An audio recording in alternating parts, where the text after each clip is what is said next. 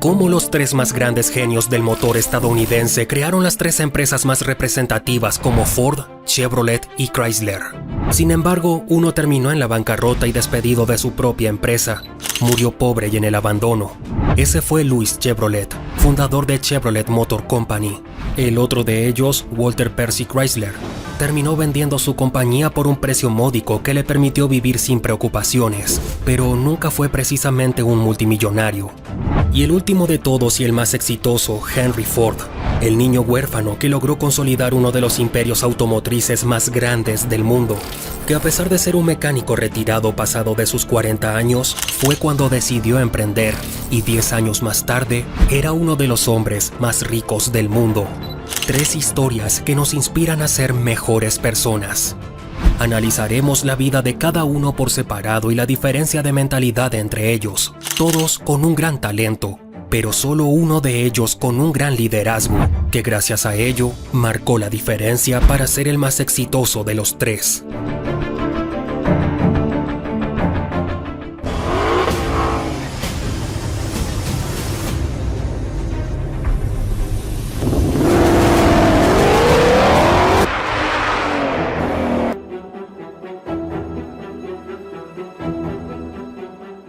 Hola, mi nombre es Henry Ford, nací en una granja, pero al poco tiempo quedé huérfano y tuve que mudarme de ciudad. Trabajé como obrero en una fábrica de barcos y después en la General Electric. A los 40 años fabriqué mi propio automóvil y a los 50 años era el hombre más rico del mundo.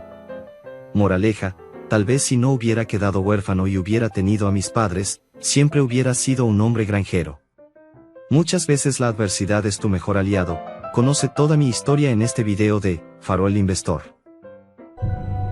Esta es la historia de un niño granjero, que desde pequeño demostró un talento nato al desarmar y volver a armar un reloj de bolsillo con todas sus pequeñas piezas y hacerlo funcionar de forma perfecta. Pero con apenas 12 años de edad, quedó huérfano y tuvo que arreglársela solo. Y con tan solo 16 años y pocos estudios, este chico deja la vida de granjero y emprende un viaje a la ciudad de Detroit para trabajar como obrero en una fábrica de barcos. Entonces, ¿cómo este chico desafortunado logra construir el imperio automotriz más grande del mundo, además de registrar más de 161 patentes y revolucionar el mundo para siempre?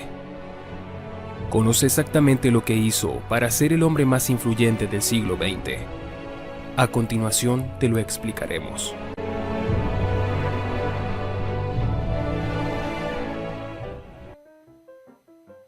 En la década de 1860 en los Estados Unidos, estaba a punto de nacer el hombre que transformaría el mundo por completo, Henry Ford.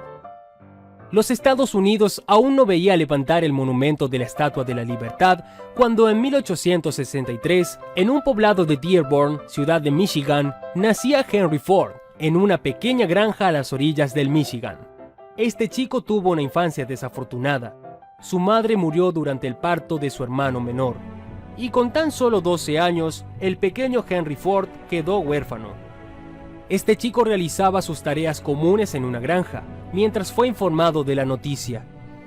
Se dice que al recibir la noticia y después de ver morir a su madre, salió de su casa y justo en ese momento pasaba una máquina motorizada a vapor en la carretera. Era la primer máquina motorizada que veían los ojos del joven Henry Ford.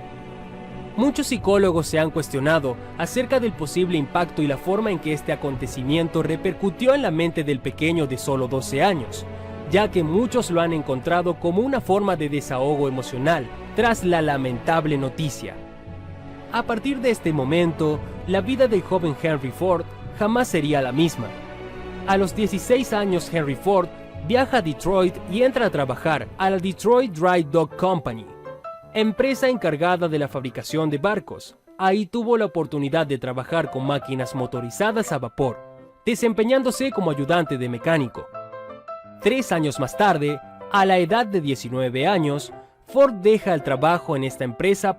Después empezó a trabajar para Westinghouse Company, desempeñándose como mecánico, reparando diversas máquinas motorizadas a vapor. En 1891, ya casado el joven Ford, Se establece en Detroit y consigue trabajo en la Edison Company, ascendiendo rápidamente. A la llegada de su primer hijo en 1893, Henry Ford se decide a crear su propio prototipo de automóvil. Construyó un improvisado vehículo en su casa. Únicamente eran 4 llantas de bicicletas unidas por un improvisado motor a gasolina. Este modelo alcanzaba una velocidad máxima de 35 km por hora. Podía conducirlo, girar, frenar y cambiar de velocidad. Henry Ford había construido su primer automóvil apenas 4 años antes que el mundo viera los años de 1900. Un año más tarde, con varios patrocinadores, nace la llamada Detroit Automobile Company, pero no consiguió el capital suficiente para la fabricación de autos y tampoco pudo difundir a la gente que ya no tenían que transportarse a caballo por las calles. Pero Ford no desistió y se le ocurrió hacer un auto más veloz, un auto de carreras. Él era aficionado a la velocidad y al hacer carreras de autos, tal vez lograría despertar el interés en las personas de la época en conocer los autos y adquirirlos como la nueva forma de transporte. Pero sus patrocinadores no estaban de acuerdo con su afición a las carreras. Ellos querían que se dedicara solo a la fabricación de automóviles y no dedicara su tiempo a las carreras de autos, así que sus patrocinadores lo abandonaron. Ford llevó a sus autos a las calles y les enseñó al mundo sus autos que eran cada vez más veloces y despertó la afición a las carreras. Y gracias a esa fama adquirida llamó la atención de otros inversionistas y así pudo fundar la Ford Motor Company. Contrató y capacitó al personal, produjo un auto nuevo y además lo exhibió en un lugar alejado de la fábrica a modo de tienda de autos, del mismo modo que lo hacen ahora las agencias. Y en 1903 Ford vendió su primer auto. Este le llamó el modelo A. Un año después se habían vendido más de 500 modelos A. Ford hasta cierto no había sido una persona adinerada y cuidaba mucho el dinero. Fue hasta ese momento que decidió celebrar comprándose su primer traje de etiqueta y se tomó una foto con su pequeño hijo. Ford, ahora en la cumbre de sus casi 40 años, estaba a punto de desencadenar un movimiento sin precedentes en esta nueva industria automotriz. Muchos le aconsejaron hacer un auto de lujo, y aunque lo hizo el modelo D, Ford no quería llevar autos solo a la gente adinerada. Recordando su vida en la granja, se imaginó cómo un automóvil le hubiera facilitado la vida a su padre y a él mismo transportando cientos de cosas de un lugar a otro sin tener que depender de carretas tiradas por caballos. La idea de Ford era hacer el automóvil al alcance de todos. Así nace el modelo T, que vio la luz en 1908, un auto accesible a todo público, ligero pero con gran capacidad de carga. Fue una locura. Los pedidos eran tantos que a pesar de que hizo todo lo posible, se vio forzado a anunciar que no podía recibir más pedidos. Ford explotaba a sus trabajadores, eran jornadas de 12 horas, pocos descansos, todo era trabajo. Fabricar un automóvil para las masas le trajo un problema que resolver. ¿Cómo podría Ford saciar la gran demanda de autos? Justo en este momento, Ford demostró su gran ingenio y liderazgo. Ford ya tenía un grupo de ingenieros trabajando para él, y juntos crearon un método totalmente revolucionario. Un método que podría cumplir con las demandas de estos pedidos. Dejaron a un lado la fabricación en mesas de trabajo y pasaron a la fabricación por medio de una cadena de montaje móvil. La fabricación en serie había nacido. La Ford Motor Company podía producir 25 modelos T al día, con grupos de ingenieros y ayudantes laborando en mesas de trabajo. En promedio, un hombre tardaba 12 horas en fabricar un modelo T, pero cambiando al nuevo método se tardaba solo a 5 horas, y un año después solo le llevaría 90 minutos. Así el costo se abarató aún más. Ford había descifrado la solución al problema y más tarde descifró muchos más. Pronto se enfrentaría a otro problema. La pequeña empresa General Motors ya fabricaba autos, y este los hacía con un diseño interior, mientras que Henry Ford siguió produciendo el modelo T durante 20 años sin grandes modificaciones. Tomó un buen consejo de su hijo Edsel Ford, quien pertenecía a otra generación y los tiempos ya habían cambiado. Las personas no solo demandaban utilidad, sino estilo. Así que Ford empezó a cambiar características y diseñó además mejoras en las funciones de sus autos año con año. Así surge la renovación de los modelos de automóvil, además de darle a sus nuevos autos asientos traseros más amplios, cambios en la suspensión para hacer el andar del auto mucho más cómodo, además de darle más potencia con el nacimiento del V8. Estos autos rebasaban los 140 km por hora, tenían enorme potencia, eran muy resistentes, rápidos, además de estar muy bien construidos, no requerían tanto mantenimiento como los autos de General Motors. Con la gran cantidad de dinero que llegó a acumular con los ingresos de Ford Motor Company, Henry Ford no solo continuó con el negocio automotriz, hizo un complejo industrial llamado The Rouge. Además de comprar gran parte de las editoras de periódicos, Henry Ford tenía a sus órdenes a periódicos y revistas para extender sus opiniones a todo el país. Entre algunas de las curiosidades de Ford, este recibió elogios de sus autos por varios zampones de la época. También tenía amistades cercanas con presidentes de los Estados Unidos. Fabricó jeeps y vehículos militares, además de aviones de carga. El imperio de Ford aún sigue en pie, siendo una de las principales empresas automotoras de todo el mundo.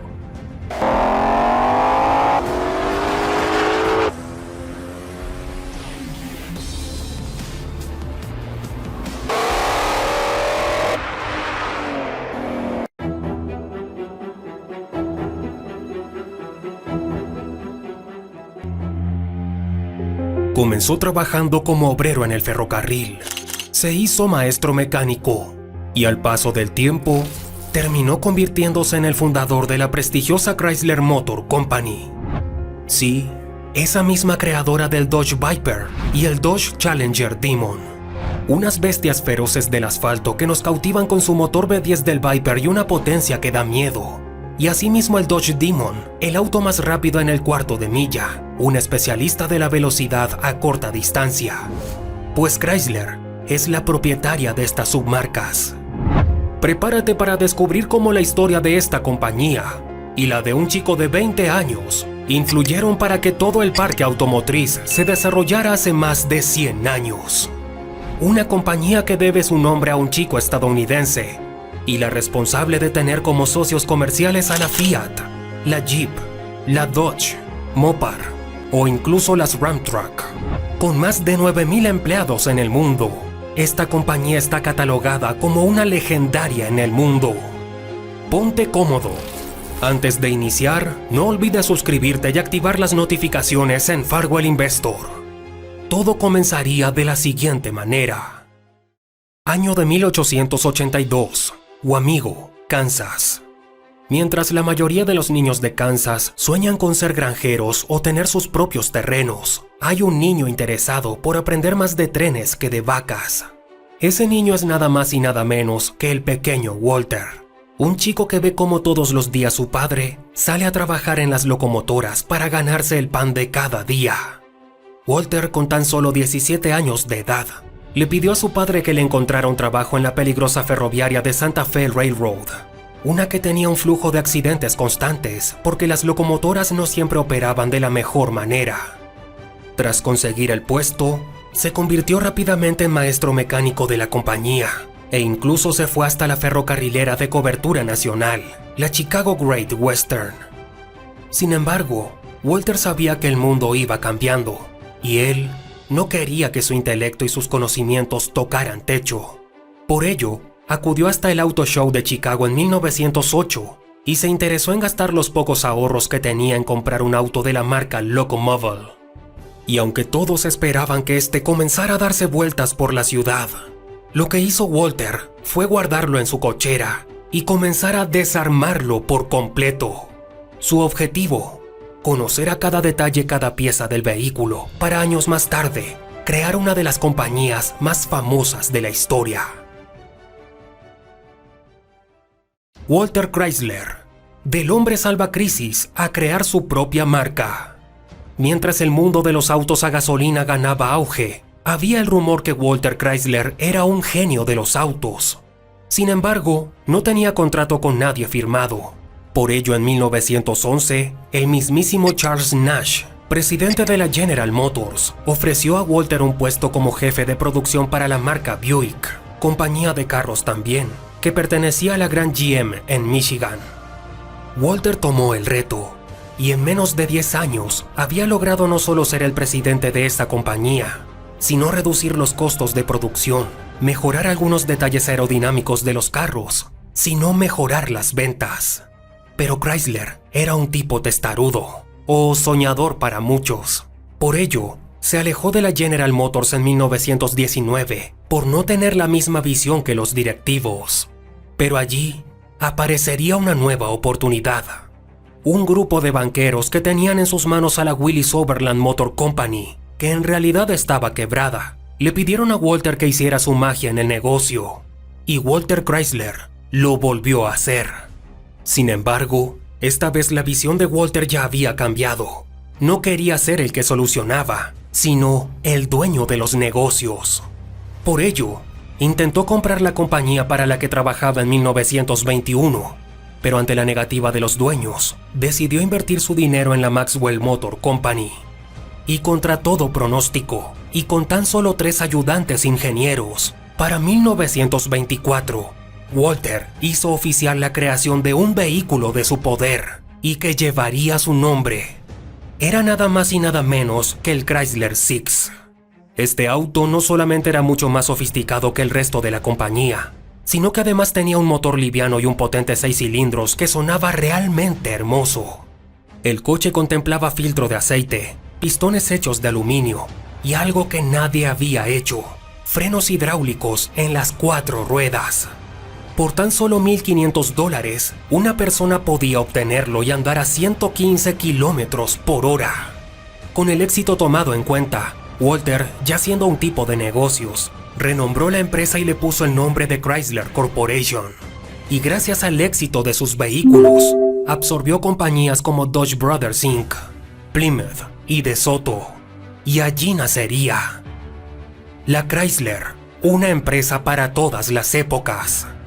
Chrysler Corporation ganó revuelo en las narices de la Ford Motor Company, pues en el mismo Detroit le dieron el título de compañía de ingeniería, porque más allá de crear autos atractivos, la Chrysler fue la que inventó el Floating Power, un nuevo método de instalación de motores para aislar la vibración. Además, también los filtros de aceite reemplazables, los carburadores de tiro descendente e incluso el lujoso parabrisas curvos de una sola pieza. Ya en los años 30, el coche imperial fue el que los llevó por todo el mundo. Su valor era de poco más de $3,000 para la época. Con respecto a Walter, este siguió en la empresa como presidente hasta sus 60 años. Sin embargo, murió en 1940, creando el legado de que su compañía era parte de 3 grandes de Detroit. Sin embargo, sin el ingenio de Walter, los problemas comenzaron para la compañía. Las dificultades llegaron a la Chrysler Company. Durante la Segunda Guerra Mundial, la Chrysler debió abandonar la producción de coches convencionales por carros militares.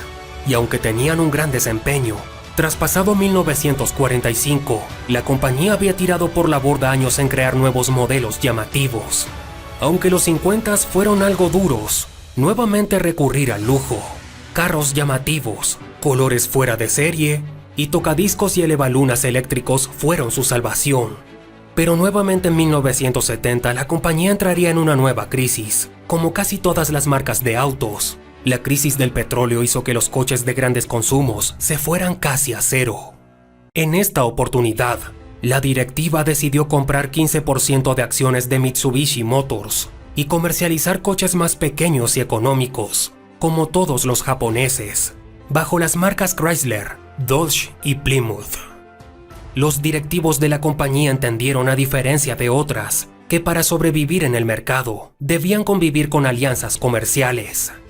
Y aunque no todas fueron exitosas, sí permitieron a la compañía mantenerse en la puja. Chrysler estuvo en la alianza Diamond Star Motors para crear el Mitsubishi Eclipse, conocido en varias partes del mundo como el Plymouth Laser o el Eagle Talon. En paralelo, también hicieron modelos con AMC e incluso compraron la empresa Renault en 1987. Los dos éxitos de los 80s y 90s de la Chrysler fueron la creación de la minivan y también de la mítica camioneta Voyager. Fueron alabados por crear la bolsa de aire como protección de coche, e incluso se dieron el lujo de lanzar en el 93 el famoso y veloz Dodge Viper. Sin embargo, una alianza se formaría. En 1998, Robert Eaton, como presidente de Chrysler, firmó un acuerdo con el presidente de Daimler-Benz AG para fusionar las compañías. A esta se le denominó como la Daimler Chrysler. Esta alianza duró casi 10 años, pues no hubo un modelo fuera de serie que rompiera el mercado. La Chrysler decidió separarse y quedó huérfana en presupuesto. Y sí, sabemos que te has de estar preguntando, ¿quién es el dueño de Chrysler a hoy día? ¿Cómo logran seguir sacando autos? La Chrysler, nueva cara y producciones en serie. Aunque todos le seguimos diciendo la Chrysler para denominar sus autos, la realidad es que esta compañía en 2007 pasó por varias compañías, e incluso fue denominada como en quiebra en el 2009 en los Estados Unidos. La italiana Fiat adquirió todos los activos de la Chrysler desde 2014 y ahora produce sus carros bajo el grupo automovilístico llamado Fiat Chrysler Automobiles, y su domicilio fiscal está en los Países Bajos. A día de hoy, la compañía Chrysler no existe, pues se ha fusionado con otras para formar la llamada Stellantis North America LLC. Sin embargo, el grupo automotor sigue sacando coches bajo los nombres de Dodge, Jeep, otros nombres y, por supuesto, los modelos Chrysler. Esta compañía dice tener a su disposición un capital de más de $50 mil millones en el mundo, y este logo sigue representando a muchos. En cuanto a la familia de Walter, se cree que los descendientes siguen teniendo pequeñas acciones en la compañía, y Chrysler dejó para el mundo no solo modernidad en autos, sino el edificio Chrysler, el edificio de ladrillos más alto del mundo, ubicado en Nueva York. Y hay dos museos con su nombre, uno en Virginia y otro en Michigan. Sin duda alguna que Walter Chrysler fue uno de esos personajes que vino a cambiar el mundo, y en el camino tuvo mucho éxito. Si te ha gustado el material, no olvides suscribirte a Farwell Investor y activar las notificaciones.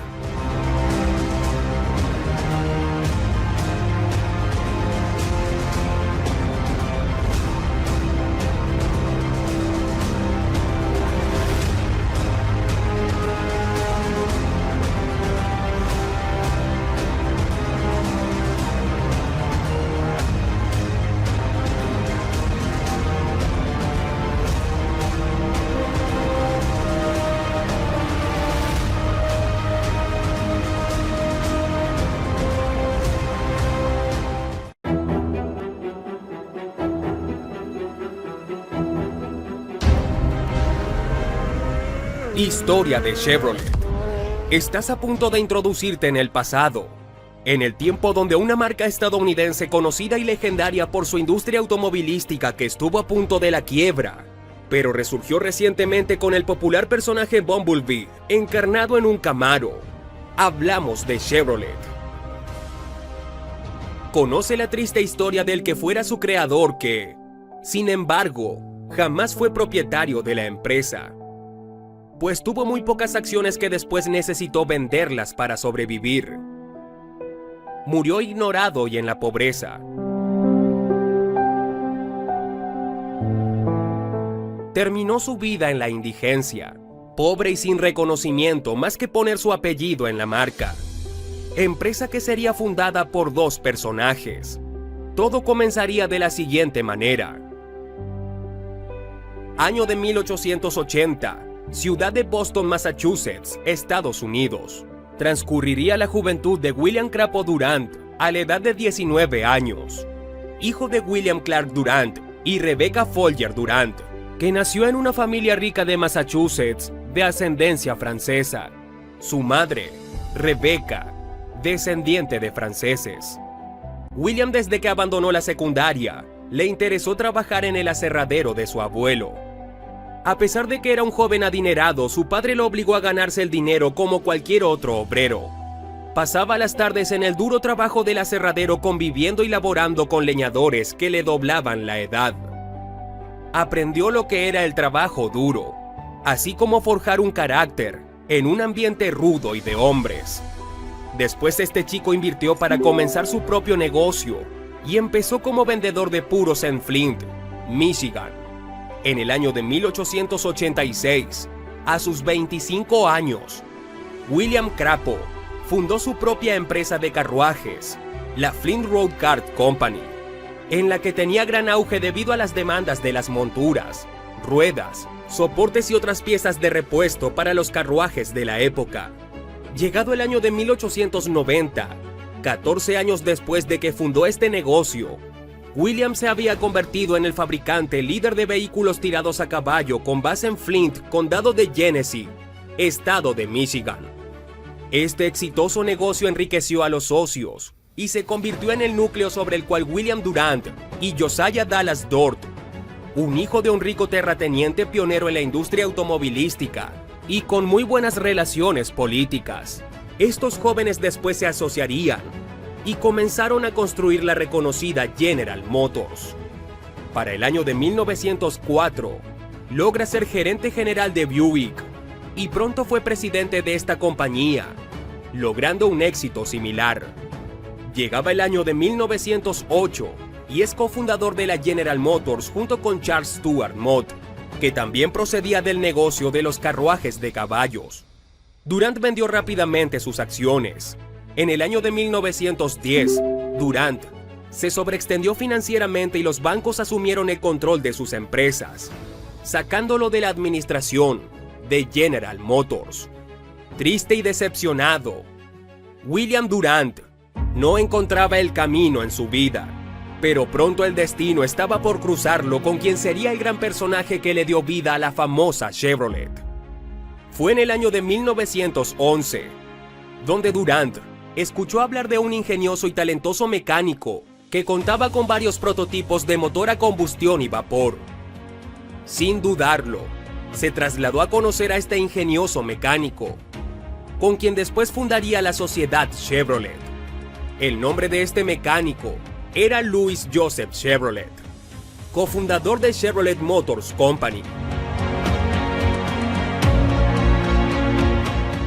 ¿Qué es lo que pasaría para que ambos tuvieran un enorme éxito en la Chevrolet Motors? Permanece al final del video, que en Farwell Investor te lo explicaremos.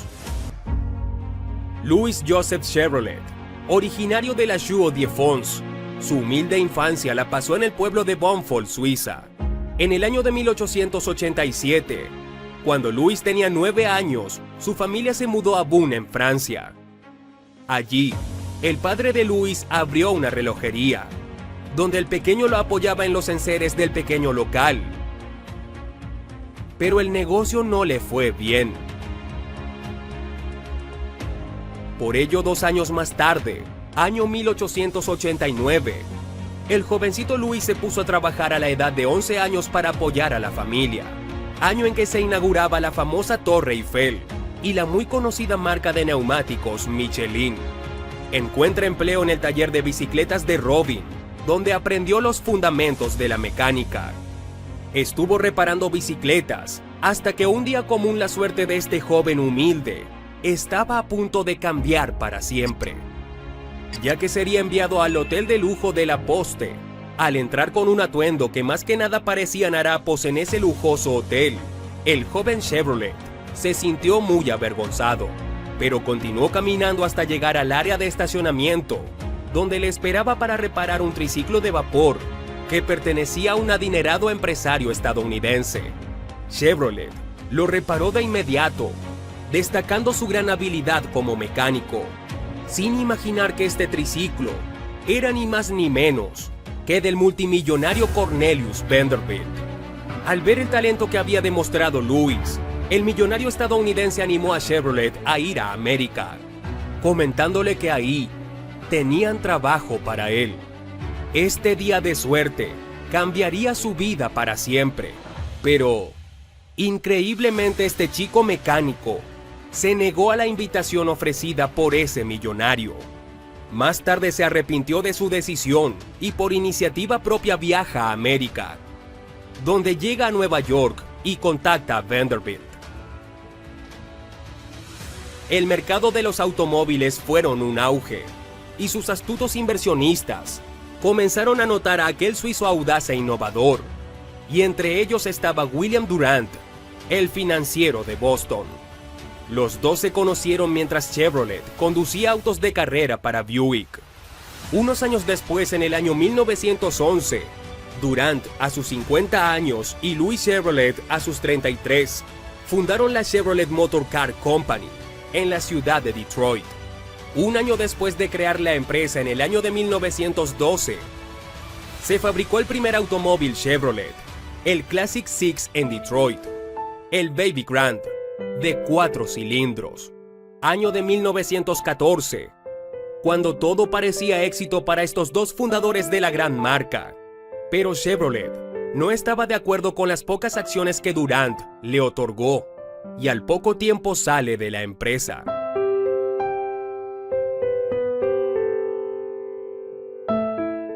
Durante unas vacaciones de Louis, Durant había reestructurado la compañía para concentrarse en coches más económicos que competirían con los fabricados por Ford. Louis Chevrolet tomó esto como un insulto, ya que él siempre había estado interesado en construir coches de velocidad con alta potencia y otros modelos exclusivos. Entonces se vio obligado a vender sus acciones. Ahora ya no formaba parte de la Chevrolet Motors. Mientras la marca de Chevrolet se desarrollaba rápidamente a lo largo de las líneas establecidas por Durant. Mientras tanto, Louis Chevrolet regresó a su pasión: diseñar coches modernos para carreras, así que formaría su propia empresa llamada Frontenac Motor Corporation. Pero no tuvo éxito. 6 años después, en el año de 1926, Louis Chevrolet y su hermano Arthur crearon una nueva compañía, la Chevrolet 333, que comenzó a desarrollar un motor de avión ligero, pero no tuvieron éxito. La lucha seguía y Louis fundó Chevrolet Air Car Company en Indianápolis, que tuvo que cerrarse al poco tiempo a consecuencia de la crisis económica.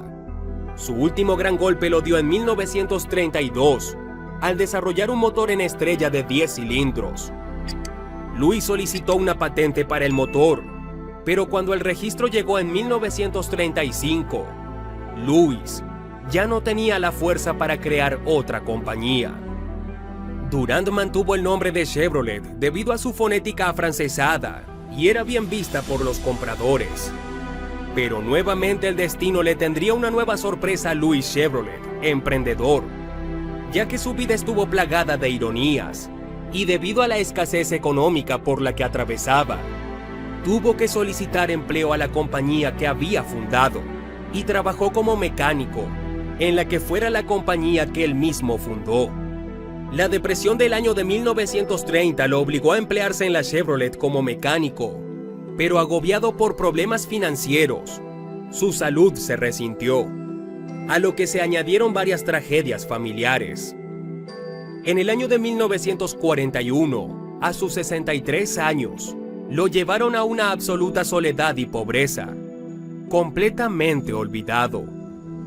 Finalmente, después de una vida llena de intentos fallidos, pero con la fortuna de haberse cruzado con grandes personajes y dejar su apellido en una de las empresas más reconocidas, en el año de 1947, Louis Chevrolet perdía la vida. Tenía 69 años. En la actualidad, Chevrolet ha competido en automovilismo profesional en numerosos países, en particular Estados Unidos, Argentina y Brasil. Es motorista desde hace décadas junto con Honda de la prestigiosa categoría IndyCar, única categoría en todo el automovilismo capaz de presumir en ser la más rápida, ya que sus automóviles logran superar los 420 kilómetros por hora, donde han competido pilotos como Juan Pablo Montoya, Fernando Alonso, ambos ex Fórmula 1, entre muchas leyendas más como Alex Zanardi, Michael Andretti y cómo olvidar al mexicano Adrián Fernández. En la Copa NASCAR, Chevrolet ostenta los récords de mayor cantidad de victorias.